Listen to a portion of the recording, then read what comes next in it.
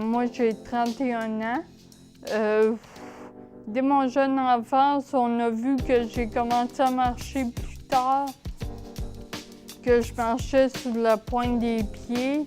Très tôt, ils ont diagnostiqué à l'époque une paralysie cérébrale. Et puis, j'étais à l'école dans mon quartier. En grandissant, je suis une maniaque de sport, alors je me suis impliquée beaucoup au niveau de l'association du baseball mineur de Rimouski, l'association du mini-basket de Rimouski. Rendue un peu plus vieille à la fin de mes études secondaires, je suis rentrée au cégep ici à Rimouski en sciences humaines. Toujours en continuant de m'impliquer dans le sport, j'ai voulu chercher un emploi. Là, c'est sûr que j'ai vu que les limitations et aussi les contraintes que mon état de santé donnait, ça pouvait causer un certain problème.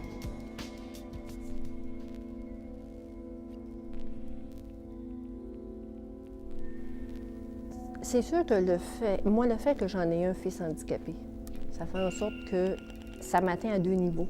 Ça m'atteint, oui, en tant que l'employeur, mais ça m'atteint aussi en tant que mère qui a un enfant handicapé qui a de la difficulté à s'intégrer, qui n'a pas pu s'intégrer dans un milieu de travail. Mais c'est ça. Donc, en tant qu'employeur, par contre, je vais être plus rationnelle à ce niveau-là. Puis là, je vais dire, bien, comment est-ce que je peux faire pour compenser? Je vais essayer de trouver des moyens de compenser les faiblesses ou les manques qu'elle peut avoir.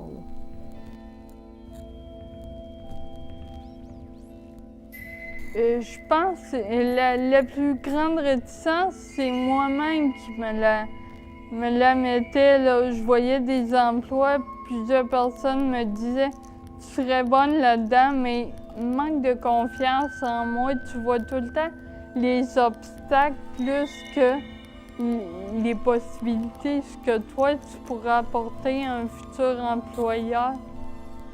Alors, c'est ça qui était le plus dur, là, au niveau. Puis au fur et à mesure que j'ai fait mes études au collégial, bien, j'ai eu des petites expériences en emploi d'été, entre autres pour la ville de Rimouski, qui m'ont fait gagner de la confiance en moi. Puis j'ai aussi travaillé à la Banque nationale, un programme pour permettre aux personnes handicapées justement d'acquérir une première expérience sur le marché du travail. Ça m'a beaucoup aidé, ça aussi, dans mon domaine d'études, parce que rendu à cette époque-là, j'avais fait une réorientation de carrière. Le fait qu'elle est handicapée, c'est sûr qu'à ce moment-là, ça nous a demandé de la flexibilité. Je donne un exemple très concret. Ça se peut que son transport adapté n'arrive pas à 1h pile ou à 1h15 pile. Et ça, on a de la flexibilité par rapport à ça.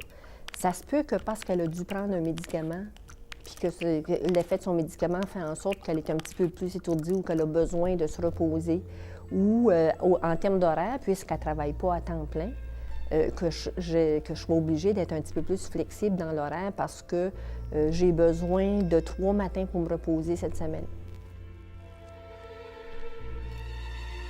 J'ai vu, par exemple, des chercheurs d'emploi, une jeune femme arriver à un moment donné, puis elle me dit « Oh là là, tu sais, ça sera pas drôle de travailler avec Lise, d'être supervisée par elle, que ce soit elle qui va me montrer des choses parce qu'elle parle pas vite.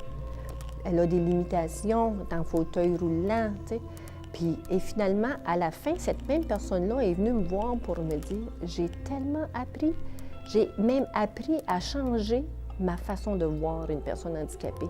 Et je serais prête maintenant, n'importe quand il y aura une personne handicapée dans mon milieu de travail, je vais être prête à travailler avec cette personne-là sans aucun préjugé. C'est tout graduellement, là, au fil de mes études, j'ai vu que j'étais capable de fournir un rendement aussi bien que les autres, des fois mieux, en respectant mes limites, là, en ayant des fois des accommodements au niveau du temps pour les examens avoir un local plus tranquille ou des petites choses. Fait que je me suis dit qu'en situation d'emploi, ça serait la même dynamique.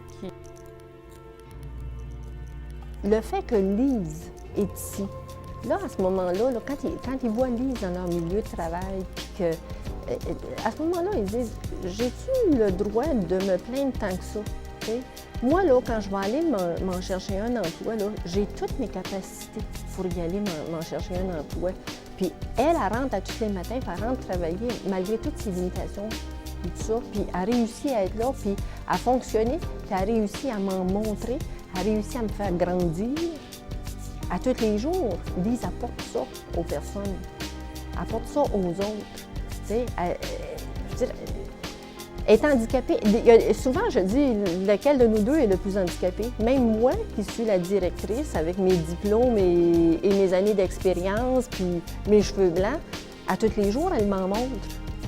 C'est que moi, j'ai remarqué que dans mon cheminement, moi, c'est beaucoup mon implication au niveau sportif, l'implication sociale qui vont créer un réseau, que ce réseau-là m'a toujours un peu soutenue, mais quand j'arrivais après ça pour postuler pour une entrevue, souvent il y avait un employé qui « Ah oui, on a vu que cette madame-là était souvent sur des terrains de baseball ou des terrains de basketball. » C'est une porte d'entrée, si on veut. Là, les personnes ne voient plus nécessairement juste un handicap.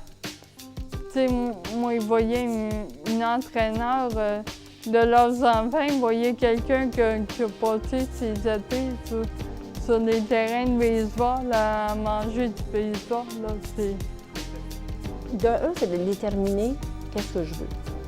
À partir du moment où je détermine ce que je veux, je mets en place les actions, aussi petites, aussi grandes qu'elles sont, mais tout ce qui est dans mon pouvoir de faire pour pouvoir me rapprocher de cet objectif-là. Puis, à un moment donné, ça va finir par porter fruit. Mais c'est sûr que si je reste dans une position d'observateur ou de victime, que je ne pose pas les actions, bien, je ne me rapproche pas de mon but. Je ne peux pas me rapprocher de mon but. Je laisse le pouvoir dans les mains des autres de me rejeter ou de m'oublier ou dans le fond, de ne pas exister.